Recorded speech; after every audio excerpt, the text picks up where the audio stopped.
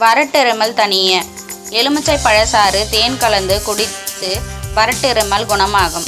கப இருமல் குணமடைய தவசி முருங்கை செடியை உலர்த்தி பொடித்து சமன் சர்க்கரை கலந்து அரை தேன் கரண்டி தேனில் உண்டு வர சளி இருமல் தீரும். வறட்டிருமல் குணமடைய கடுக்கங்காய் சித்திரத்தை இரண்டையும் சிவக்க வறுத்து பொடி செய்து வாயில் போட்டு அடக்கினால் குணமாகும்.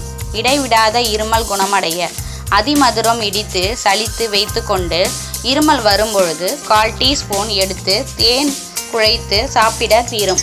ஜலதோஷம் குணமாக முருங்கை பிஞ்சுகளை நசுக்கி சாறு எடுத்து அதில் தேன் கலந்து 2 வேளை 3 வீதம் 3 நாட்கள் சாப்பிட குணமாகும்.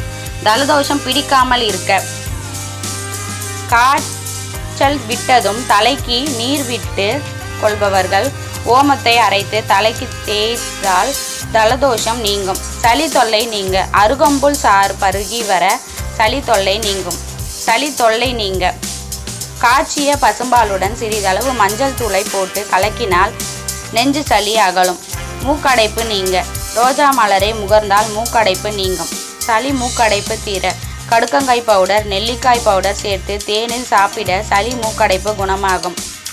கபம் குணமாக கருந்துளசி இலைச்சாறு பிழிந்து 2 வேளை 3 நாட்கள் சாப்பிட வர கபக்கட்டு வெளியேறும். மார்பு சளி நீங்க ஏலப்பொடியை நெற்றியில் காலை மாலை வெறும் வயிற்றில் சாப்பிட மார்பு சளி குணமாகும்.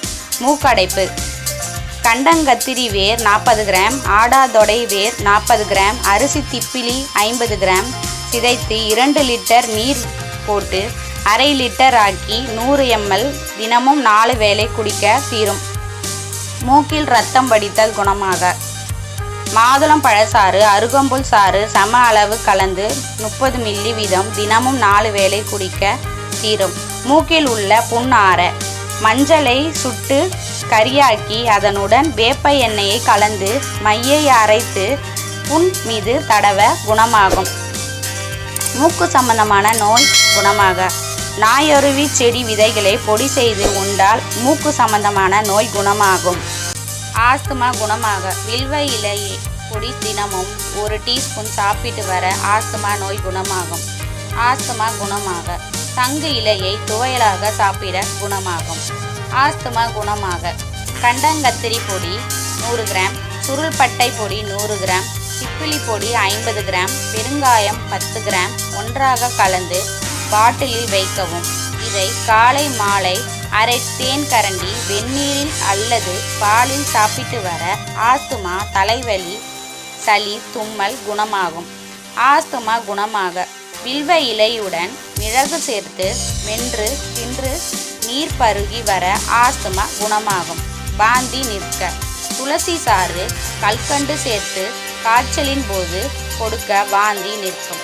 வாந்தி நிறுத்த வேப்பம்பூவை வறுத்து பொடி செய்து பருப்பு ரசத்துடன் கலந்து சாப்பிட வாந்தி நிற்கும். வாந்தி பேதி குணமாக புதினா இலையை வதக்கி தண்ணீரில் கொதிக்க வைத்து வெல்லம் கலந்து வடிகட்டி சாப்பிட சரியாண்மை வாந்தி பேதி குணமாகும். குமட்டல் கசப்பான மருந்து உட்கொண்டவுடன் வெற்றிலை காம்பை வாயிலிட்டு சுவைத்தால் குமட்டல் இருக்காது.